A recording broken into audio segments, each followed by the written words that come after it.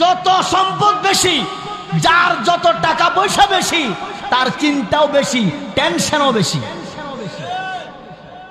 এই যে বড় বড় রাঘব বোয়াল দড়ি দড়ি জেলো নীতি আছে, এই বেড়াগো মাল বেশি আছে, এলে বেড়াগর নীতি আছে না? দুর্নীতি মামলা, এই মামলা, হেই মামলা। ওকে রিক্সা ড্রাইভারের নামে দুর্নীতি মামলা নাই, বেটা যা রুজি করে তাই চল।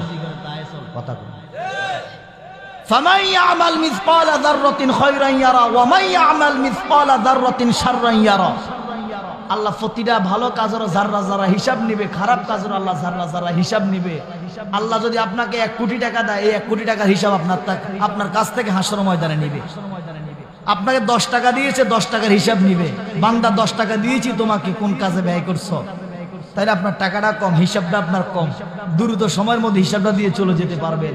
যার টাকা বেশি সেই হিসাব দিতে দিতে কয়েক বছর চলে যাবে হাসর ময়দানে। কথা কন না? তাহলে আল্লাহ আমাদেরকে যে অবস্থায় রেখেছেন, এই অবস্থাকে খুশি না বেজার? একবার মহাব্বত করে বলি আলহামদুলিল্লাহ, উচ্চ আওয়াজে বলি আলহামদুলিল্লাহ। এই যে আলহামদুলিল্লাহ বলছেন, মুসা নবী একদিন তুর পর্বতে যাইতেছে, তো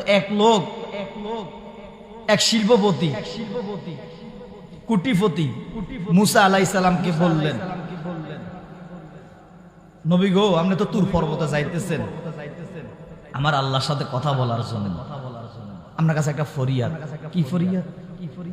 আল্লাহ আমার এত অর্থ সম্পদ দিছে, আমি এগুলো দেখভাল করতে পারতেছি না, হিসাব হিসাব রাখতে পারতেছি না। এগুলার কারণে আমি আল্লাহরা ঠিক মতন ডাকতেও পারি না।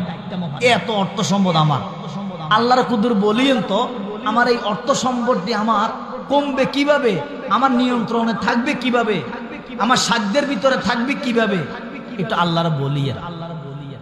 এত অর্থ সম্পদ হয়ে গেছে। ধরেন এই যে গ্লাসটা বাদে পানি দিছে, এই গ্লাসটা বাদে যদি আরো পানি দেয়, পানি আরো দিতে থাকে, তাহলে গ্লাসটা উপর দিয়ে পানি ফুটতে থাকবে নিচে, ঠিক না? এখন এত অর্থ সম্পদ দিছে, বাইবেকাল হটতে আছে। এটির কারণে এটি সামলাইতে সামলাইতে আমি আল্লাহরও ডাকতাম পারি না। অর্থ সম্পদ দিছে কে? কথা কন না? দেখেন না যে একটু আগে যে আলহামদুলিল্লাহ বলছেন, আলহামদুলিল্লাহ কথাটাই শুনেন।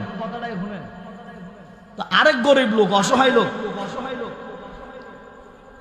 একজন মহিলা, গরিব অসহায়, ভাঙ্গা একটা ঘর, বেড়ার ভাঙ্গা, মনে বাতাসে একটা আইলে উড়াই লইছি বুগি। তো মহিলাটা বলতেছে, নবী গো, আমরা তো আল্লাহর সাথে কথা বলার জন্য যাইতেছেন, একটু আল্লাহরা বলিয়েন তো, আমার এই গরিব, আমি যে অসহায়, আমার এই গরিবই কিভাবে দূর